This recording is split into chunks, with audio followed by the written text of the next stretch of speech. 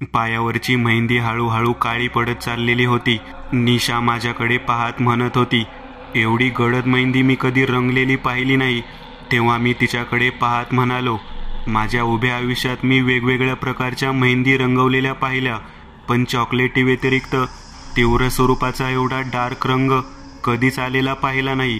तिने तिचे दोन्ही पाय मला दाखवले.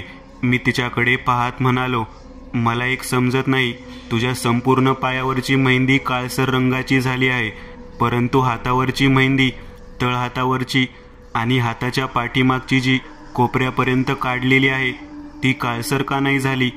तेव्हा ती माझ्याकडे पाहत म्हणाली, अरे नितीन, माणसाच्या मनामध्ये प्रेम असलं ना ते असंच दिसून येतं. लोक म्हणतात ना की मेहंदी रंगली म्हणजे प्रेम खूप आहे. आजपर्यंतच्या उभ्या आयुष्यात ज्या ज्या वेळेला मी मेहंदी काढायचा प्रयत्न केलेला आहे त्यावेळेला काही ना काहीतरी अडचणच आलेली आहे. कधी लहानपणी हातावरती गुरगुट्टा करून त्यामध्ये कंगव्याने काढलेली नक्षी, कधी मोठे मोठे 5 गोळे काढून बोट बरबटलेली, अशा प्रकारच्या मेहंदी मी नेहमी काढल्या. पण लग्नाच्या निमित्ताने जेव्हा मी पहिल्यांदा मेहंदी काढली ती एवढी भयंकर रंगेल असं मला कधीच वाटलं नव्हतं. पण आज आपली मधुचंद्राची रात्र आहे आणि या रात्रीला हा मेहंदीचा रंगलेला भाग पाहिल्यानंतर मनामध्ये खूप चांगल्या भावना येतात.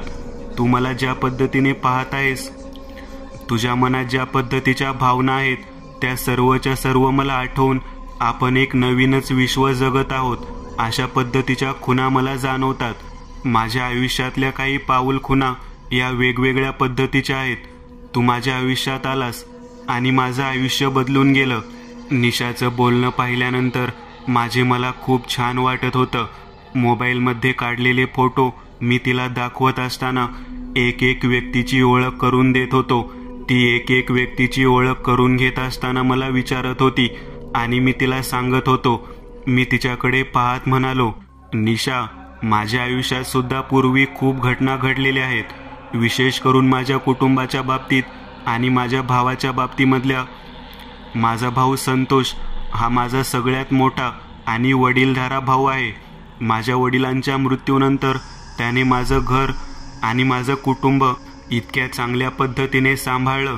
माझी आई, माझी वहिनी, माझी मावशी आमच्या घरातील एक अतुलनीय आणि प्रेमळ सदस्य आहेत. माझ्या मावशीसोबत तिचा मुलगा नारायण हा सुद्धा आनंदाने आमच्या सोबत राहतो. या सर्वांच्या अवतीभोवती फिरणाऱ्या माझे संपूर्ण कुटुंब हे एक प्रकारे एक दिलाने जीवन जगणारा परिवारच आहे. त्यातच आमच्या आयुष्यात आलेले आमचे प्रसाद काका, त्यांचे गुरुजी जे आम्हाला वंदनीय आहेत. या सर्वांभोवती माझ्या आयुष्याचा फेर आहे. 2 भयानक मोठ्या घटनांनंतर मी त्या घटनातून सावरलो. माझा भाऊ संतोषाने आमच्या जुन्या काळातील गावाकडच्या घरामधल्या वेगवेगळ्या प्रकारच्या गोष्टींना पूर्णविराम दिला. नरू काका, त्यांची मुलगी नीता यांच्या समवेत आमच्या आयुष्यातले चांगले संबंध जुळून आले. काटकर काका आणि त्यांचा मुलगा दादा हे सुद्धा आमच्यासोबत आनंदाने उभे राहिले. आयुष्यामध्ये जी काही पान रंगवली ती सगळीच्या सगळी या फोटोमध्ये तुला दिसून येत असतील. निशाने मी आमच्या फॅमिलीचा काढलेला लग्नातला फोटो सगळं काही पाहत असताना हे कोण ते कोण विचारलं तर मी तिला हे उत्तर दिलं होतं. मी जेव्हा तिच्या पायाकडे व्यवस्थित पाहू लागलो तेव्हा तिच्या पायावरती रेखाटलेल्या त्या काळसर रंग झालेल्या मेहंदीकडे पाहत मी तिला म्हणालो, तुझ्या पायावरती मेहंदी काढणारी व्यक्ती कोण होती ग? तेव्हा ती म्हणाली, कोणीतरी फेमस आर्टिस्ट आहे, तिनेच काढलेली आहे. मी त्यावेळेला तिला म्हणालो, कसल्या प्रकारची मेहंदी वापरलेली आहे? चायनीज मेहंदी सुद्धा अशा विचित्र पद्धतीने पायावरती काहीतरी इन्फेक्शन दाखवते, मला तर तसंच वाटतं. तेव्हा तिने माझ्याकडे पाहत बोलायला सुरुवात केली. ती म्हणाली, अहो, चायनीज मेहंदी काढणे इतपत कमकुवत दर्जाचे पैसे दिले आहेत का तिला? 7,000 रुपये दिले होते मेहंदीच्या कार्यक्रमासाठी. मी त्यावेळेला निशाकडे पाहत म्हणालो, मग ही फेमस आर्टिस्ट तुला सुचवली कोणी? तेव्हा निशा म्हणाली, माझी एक मैत्रीण आहे गावाकडची, तिने सुचवली. हुशार आहे ती खूप. तिनेच मला सांगितलं की बाकीकडे 10-10 हजार घेतात मेहंदीसाठी, हिने 7,000 रुपये कबूल केला आहे. मी वारंवार पद्धतीने मेहंदीबद्दल बोलत होतो तेव्हा तिने माझ्या ओठावरती हात ठेवला आणि मला जवळ घेत, आपण रात्र अशीच बोलण्यात घालवायची का, असं बोलून जवळ घेतलं. मी काहीच बोललो नाही. माझ्या आयुष्यातली मधुचंद्राची रात्र आणि बाहेर माझ्या सर्व मित्रांचा गलगा आणि प्रसाद काकांच्या बाजूच्याच घरात म्हणजे दिगू काकांच्या घरामध्ये आम्ही ज्या पद्धतीने संसार थाटला होता त्या ठिकाणचं ते सुंदर वातावरण दुसऱ्या मजल्यावरती वरच्या खोलीला माझ्या भावाने आणि वहिनीने खूप सुंदर सजवलं होतं. नारायण, त्याची बायको, प्रसाद काका, त्यांची मंडळी, सर्वच्या सर्वजण आनंदामध्ये खाली गप्पा मारत बसलेले मला जाणवत होते. मी माझ्या पत्नीच्या सानिध्यामध्ये कधी रमून गेलो कळालंच नाही. पहाट होण्याच्या वेळेला मला जाग आली. गुलाबी रेशमाची असणारी मिठी कधी सैल झाली ते कळालंच नाही. मी मखमली असणाऱ्या त्या माझ्या अंगावरच्या पांघरुणाला दूर करत बाजूच्या उशीवरती डोकं ठेवून झोपलेल्या निशाकडे पाहावं म्हणून डोळे उघडले. मी पुरता हादरून गेलो. मी इतका घाबरलो की मला समजेच ना की हे नेमकं काय चालू आहे. मी जागेवरून आजूबाजूला पाहू लागलो तेव्हा माझी बायको निशा मला कुठेच दिसत नव्हती. मी ज्या वेळेला बेडवरून आजूबाजूला पाहत होतो तेव्हा माझ्या खोलीमधल्या त्या फरशीवरती काळसर रंगाच्या मेहंदीच्या खुणा मला उमटलेल्या दिसत होत्या. मी त्या नीट पाहत होतो तेव्हा एका विशिष्ट पद्धतीचा आकार त्या काळसर खुणांनी केलेला होता. ते पाहिल्यावरती मी आश्चर्यचकित झालो. माझी बायको निशा गेली कुठं? रात्री जिच्या सोबत मी गप्पा मारल्या आणि त्या विचित्र पद्धतीच्या मेहंदीबद्दल चर्चा केली त्या सर्वच्या सर्व गोष्टी दिवस उजळत असताना अशा पद्धतीने माझ्या समोर येतील असं मला कधी वाटलं नव्हतं. मी विचार करत होतो की नेमकं झालं तरी काय आणि ती गेली कुठे. मी आतमध्ये बाथरूमकडे जाण्याचा प्रयत्न करण्यासाठी बेडवरून उठलो तेव्हा माझ्या लक्षात आलं माझ्या बेडच्या पूर्ण कडेने गोल आकारात त्या पाऊल खुणा होत्या. याचा अर्थ ती गोल फिरत होती असं दिसून आलं आणि त्या पाऊल खुणा तिच्या तळपायावर काढलेल्या मेहंदीच्या प्रमाणे दिसत होत्या. मी विचार करू लागलो की तळपायावर काढलेली मेहंदी काळसर रंगाची रंगली होती पण ती काळसर रंगाची मेहंदी तिने धुतलेली होती. तरी पण त्याच्या पाऊल खुणा या पांढऱ्या शुभ्र फरशीवरती कशा काय उमटू शकतात.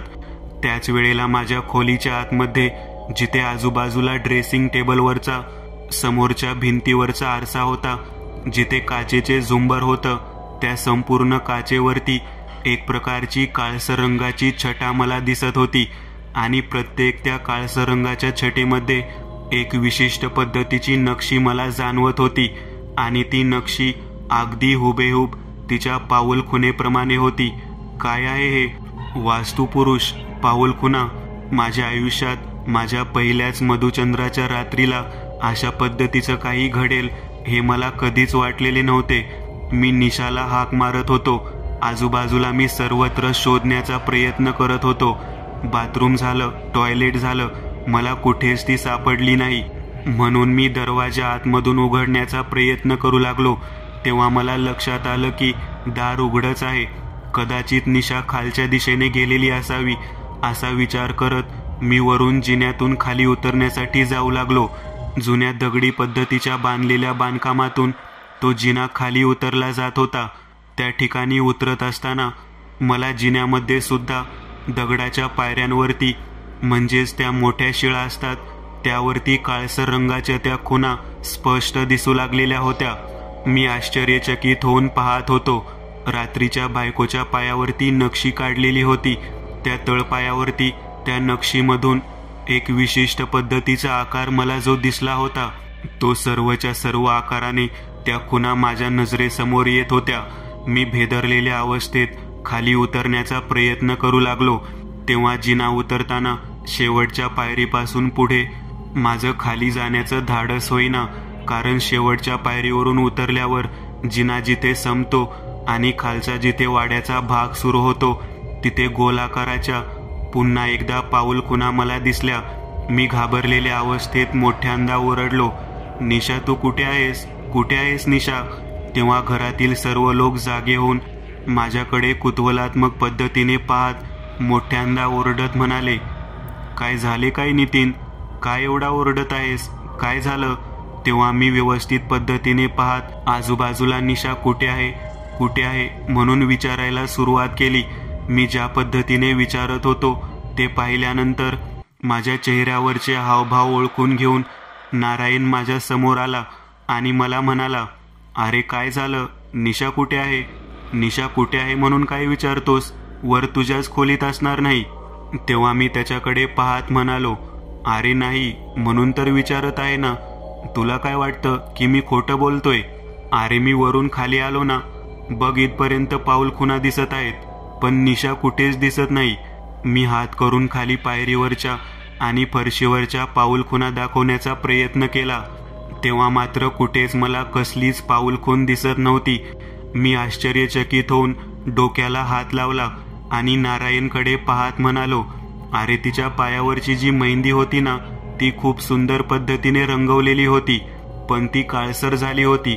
आणि आता बघ ना, त्या पाऊलखुणा खालीपर्यंत उमटलेल्या होत्या, अगदी इथपर्यंत, पण मला तर आता एकही पाऊलखूण दिसत नाही. मी धावत धावत त्या जिन्यातून तसाच वरती गेलो. खोलीमध्ये पाहिलं, पांढऱ्या शुभ्र फरशीवरती उमटलेल्या पाऊलखुणा सगळ्या नाहीशा झालेल्या होत्या. हा नेमका प्रकार आहे तरी काय मला समजना. मी डोक्याला हात लावून बेडवरती तसाच बसलो. माझ्या पाठोपाठ माझा थोरला भाऊ संतोष, माझा मावस भाऊ नारायण आणि घरातील बाकीच्या सर्व व्यक्ती वरती आल्या आणि माझ्याकडे पाहत म्हणाल्या, अरे तू वेडा आहेस का? बघ ना, निशा समोर आंघोळ करून बाहेर आलेली आहे.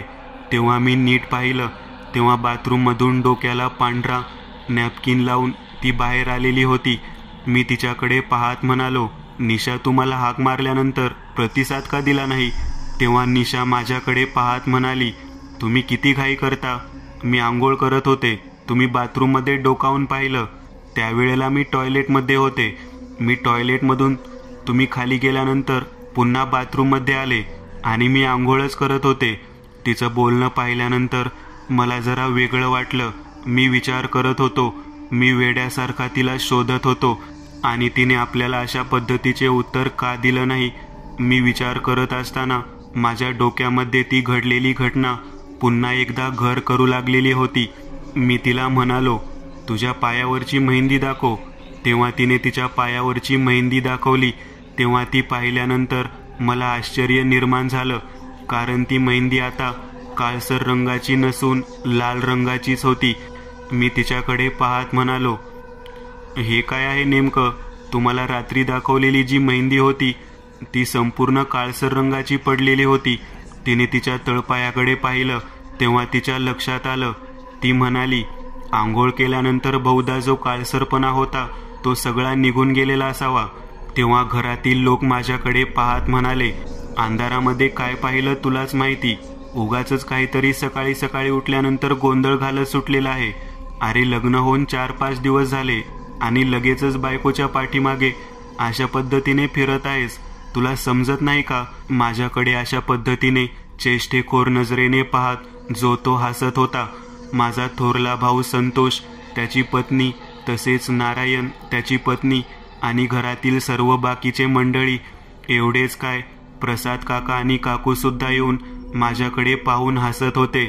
मी त्यांच्याकडे पाहत काय उत्तर द्यावं मला काही कळत नव्हतं. मी त्यावेळेला शांत राहणं पसंत केलं.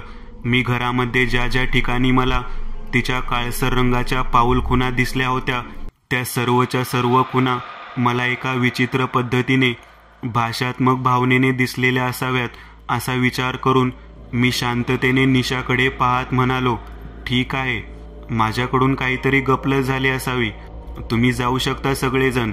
तिथून गेल्यानंतर मी निशाकडे पाहत म्हणालो, नेमकं काय झालं निशा? तू अशा पद्धतीने कुठे निघून गेली होतीस? तेव्हा निशा मला म्हणाली, अहो तुम्ही उठलात आणि आजूबाजूला पाहत होतात. मी त्यावेळेला टॉयलेटमध्ये होते. त्यानंतर तुम्ही अचानक खाली गेलात. त्यावेळेला मी बाथरूममध्ये गेले आणि तुम्ही परत बाथरूममध्ये मी नाही म्हटल्यानंतर पुन्हा टॉयलेटमध्ये पाहिले. आपली दोघांची फक्त चुकामुक झालेली आहे. आणि तुम्ही म्हणता तसं माझ्या पायावरती रात्रीच्या वेळेला ज्या काही काळसर रंगाच्या मेहंदीच्या गोष्टी दिसत होत्या त्या सर्वच्या सर्व धुतल्यानंतर लगेचच तीव्र स्वरूपाच्या रंगातून बदलून चॉकलेटी रंगामध्ये लालसर रंगामध्ये परावर्तित झालेल्या असाव्यात. मला वाटतं मेहंदीमध्ये बऱ्याच पद्धतीने केमिकल वगैरे कोणीतरी वापरलेलं असतं आणि ती जास्त रंगावी म्हणून तशा पद्धतीचा काहीतरी भाग मेहंदीच्या कोणामध्ये घेतलेला असावा आणि त्यामुळेच तसं झालेलं असावं. तुम्ही खूप विचार करता. तुमच्या घराण्यामध्ये पूर्वी काहीतरी घडलं आहे. हा विचार आता तुम्ही सोडून द्या.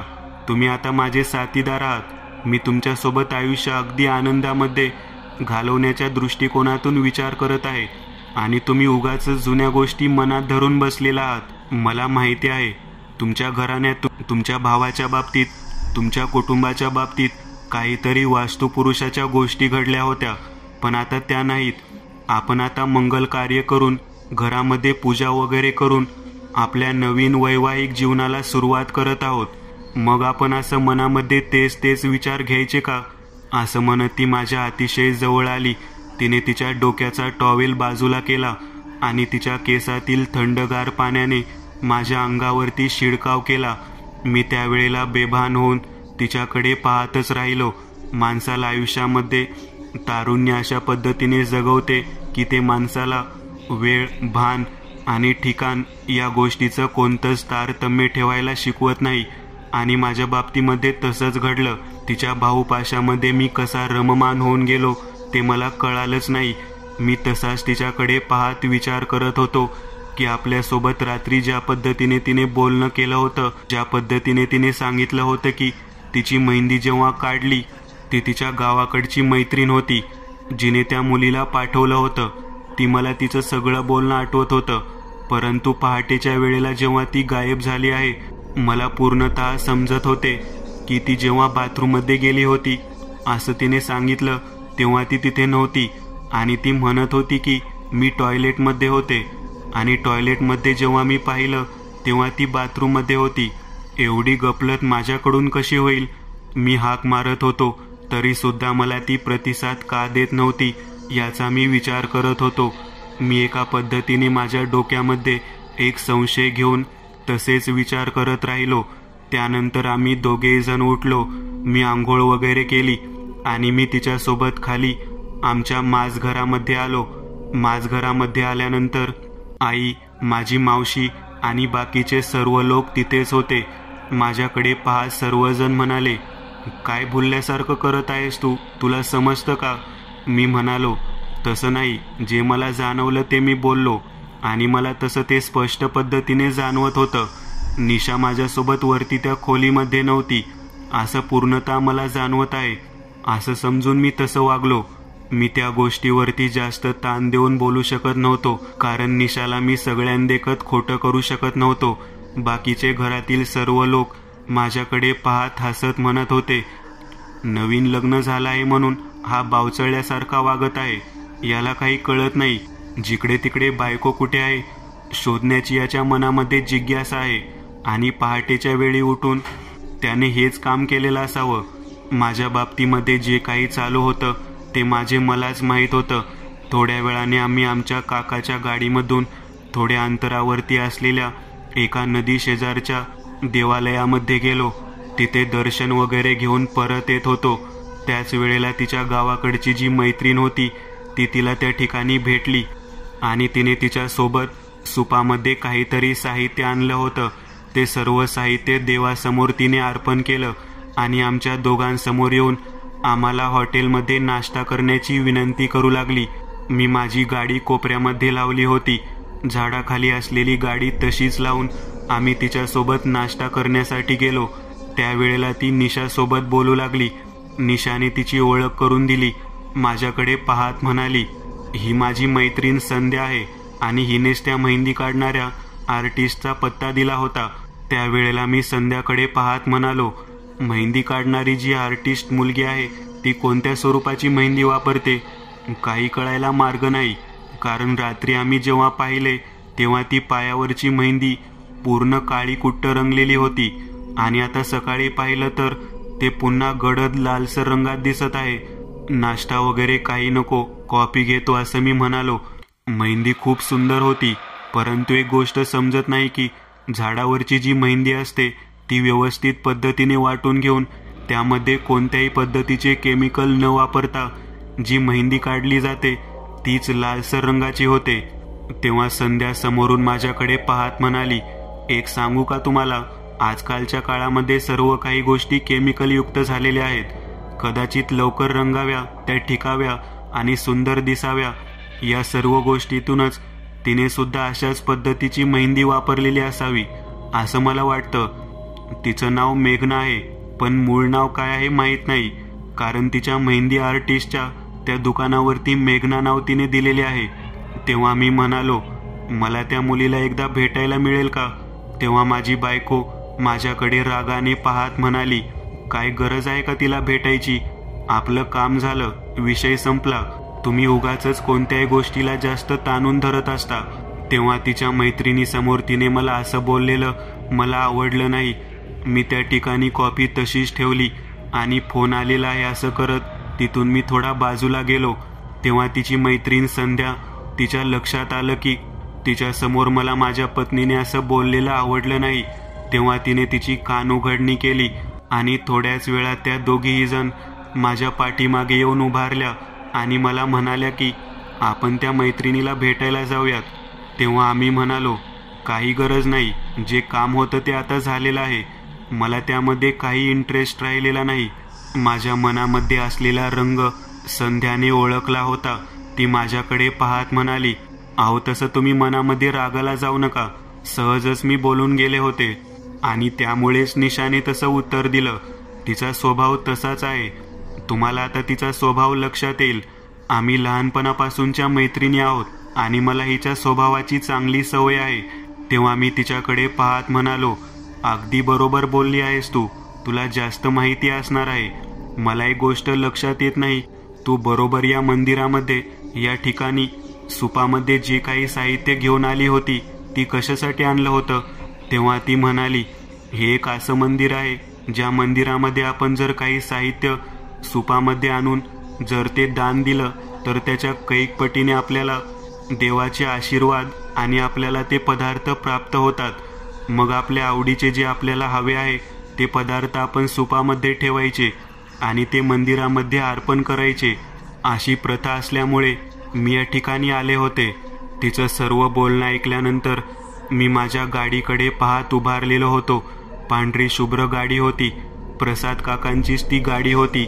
मी गाडी चांगल्या पद्धतीने ड्राईव्ह करू शकत होतो. मी मंदिरापासून थोड्या अंतरावरती चालत गेल्यानंतर मी संध्याशी चर्चा करू लागलो. संध्याला म्हणालो, तू कशी आली आहेस? तेव्हा तिने सांगितले की तिने एसटीने आलेली आहे. तेव्हा निशा मला म्हणाली, आपण तिला तिच्या घरापर्यंत सोडायचं का? त्यानिमित्ताने फिरणं सुद्धा होईल, तिचं घर सुद्धा बघणं होईल. तेव्हा मी त्या गोष्टीला तयार झालो. मी गाडीजवळ पोहोचणार तेवढ्यात मला गाडीच्या मागच्या बोनेटवरती जशी रात्रीच्या वेळी काळसर रंगाची नक्षी होती तशीच हुबेहूब नक्षी उमटलेली दिसली.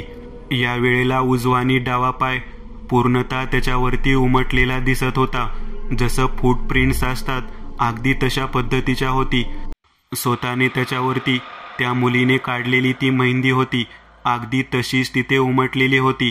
मी त्यावेळेला ती तशीच आहे याची खात्री करण्यासाठी मोबाईल काढला आणि त्यातून फोटो काढायचे म्हणून मोबाईलचा कॅमेरा ऑन केला आणि कॅमेरा माझ्या डोळ्यासमोर धरून त्याचा फोटो काढला. फोटोमध्ये पाहिल्यानंतर त्या ठिकाणी काहीच नव्हतं. मी निशाला आणि संध्याला काहीच बोललो नाही, कारण आपण वेड्यामध्ये निघू असं मला जवळजवळ वाटलेलं होतं. पण गाडीच्या बोनेटवरती अशा पद्धतीची नक्षी मला दिसावी ही गोष्ट माझ्या मनाला पटत नव्हती. मी गाडीच्या बोनेटचा फोटो काढत आहे म्हटल्यानंतर संध्या आणि निशा दोघीही जण म्हणाल्या, गाडीच्या नंबरचा फोटो काढताय का? तेव्हा मी म्हणालो, हो, काकांची गाडी आहे आणि आपल्याला तर त्या बाबतीमध्ये जास्त माहिती नाहीये. मग काय करायचं? गाडी वगैरे जर कोणी नेली तर त्याचा नंबर तरी माहीत हवा आहे ना आपल्याला. तेव्हा संध्या माझ्याकडे पाहत हसत म्हणाली, चेष्टा करताय काय भाऊजी? तसं काही नाही, मी सहजच फोटो काढला. चला आपण इथे उभा राहूयात. म्हणून मी एक सेल्फी घेण्याच्या दृष्टिकोनातून कॅमेरा ऑन करून सेल्फी घेतली. निशा, मी आणि संध्या तिघांची सेल्फी अतिशय सुंदर आली होती. मी मागच्या बाजूला गाडी पांढरी शुभ्र मला दिसत आहे याची खात्री करूनच फोटो काढलेला होता. मी त्या ठिकाणाहून गाडी स्टार्ट करून संध्याच्या घराकडे जाण्याच्या दृष्टिकोनातून निघालो. आम्ही तिघेही जण एकत्रित प्रवास करत चाललेलो होतो. संध्या माझ्याकडे पाहत म्हणत होती, भाऊजी तुम्ही आवर्जून त्या मुलीची का बरं चौकशी करत आहात? तेव्हा निशा म्हणाली, मी तुला सगळं काही सांगते. तेव्हा मी म्हणालो, मी सांगतो ना, हिच्या पायावरती ज्या मुलीने मेहंदी काढली तिने कोणत्या स्वरूपाची मेहंदी वापरली होती ते मला विचारायचं आहे आणि तिची कला अप्रतिम आहे, ते मला पाहायचं आहे. म्हणून मी त्या ठिकाणी जाण्याचा हट्ट धरत आहे. तेव्हा संध्या माझ्याकडे पाहत म्हणाली, थोड्या अंतरावरती गेल्यानंतरच डाव्या बाजूला तिचं मोठं वर्कशॉप आहे, आपण त्या ठिकाणी जाऊ. मी त्या ठिकाणी जाण्याच्या दृष्टिकोनातून गाडी हळूहळू घेत होतो. तेवढ्यात मेघनाज आर्टमधून बोर्ड दिसला आणि मी आश्चर्यचकित झालो, कारण त्या बोर्डच्या खालच्या बाजूला जो पांढरा स्पेस होता त्या ठिकाणी त्या 2 पाऊल खुणा जशाच्या तशा काळसर रंगाच्या उमटलेल्या मला दिसत होत्या. आता मात्र मी चांगलाच घाबरलो. त्यावेळेला मी संध्यासोबत त्या ठिकाणापर्यंत जाऊन पोहोचलो. संध्याने तिच्या मैत्रिणीची गाठ घालून दिली. तिच्याकडे पाहिल्यानंतर माझी पत्नी निशा म्हणाली, हीच मुलगी होती जिने माझ्या पायावरती मेहंदी काढली आहे. तेव्हा मेघना म्हणायची जी मुलगी होती तिने लगेचच आश्चर्यकारक नजरेने आमच्याकडे पाहायला सुरुवात केली. ती म्हणाली, एका विशिष्ट ठिकाणच्या एका वेगळ्याच पद्धतीच्या फेऱ्यामध्ये मी सापडलेले होते, म्हणून मी एका मांत्रिकाकडे गेले. त्यावेळेला त्या मांत्रिकाने मला एका नवविवाहित स्त्रीच्या पायावरती मेहंदी काढण्याची अट घातली. मला माफ करा, मला माहीत नव्हतं की माझ्या पाठीमागचा तो काळी मेहंदीचा त्रास घालवण्याच्या दृष्टिकोनातून त्या मांत्रिकाने मला अशी गोष्ट सांगितली असावी. तेव्हा निशा म्हणाली, म्हणजे कोणती गोष्ट सांगितली होती?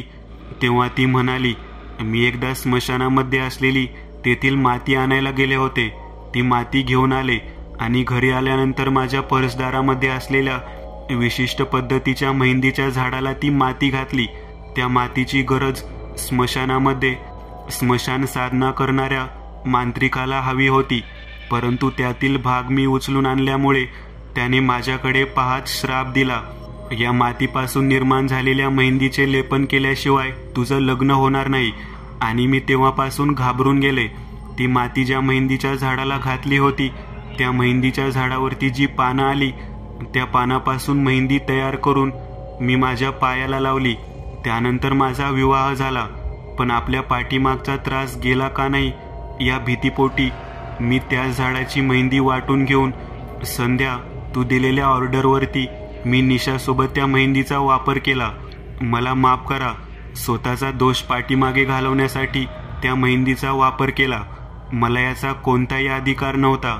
परंतु काल रात्रीच तो मंत्री माझ्या घरासमोर आला आणि त्याने मला त्या मेहंदीचा गैरवापर केला म्हणून पुन्हा श्राप दिला. आता संपूर्ण माझ्या पाठीवरती काळसर रंगाची नक्षी जशीच्या तशी आहे, असे म्हणत तिने तिची पाठ उघडी करून निशा आणि संध्या या दोघींना दाखवली आणि तिने पूर्णतः संध्यासमोर नकारात्मक होत माफी मागितली. ती संध्याला म्हणाली, मला यातून बाहेर पडण्यापूर्वी एक कार्य करावं लागणार आहे. या तुझ्या मैत्रिणीचे जोपर्यंत मी पाय धुत नाही आणि ते पाणी माझ्या पाठीवरती ओतून घेत नाही तोपर्यंत तिचा तो दोष आणि माझ्या पाठीवरच्या नक्षीचा दोष कदापि जाणार नाही. काळी मेहंदी इतकी भयानक असू शकते याची खात्री तुम्हाला नाही. मी स्मशानातील मृत्युमुखी पडलेल्या बाईच्या जळालेल्या राखेचा भाग विचित्र पद्धतीने वापरून हे कार्य पूर्ण केलं. तेव्हा मी तिच्याकडे पाहत म्हणालो, कशासाठी पण ते? तेव्हा ती म्हणाली, मला समजलं होतं अशा पद्धतीची मेहंदी जो व्यक्ती धारण करतो त्याला काळतंत्र सिद्धी प्राप्त होते, परंतु ती सिद्धी फक्त पुरुष माणसालाच प्राप्त होऊ शकते.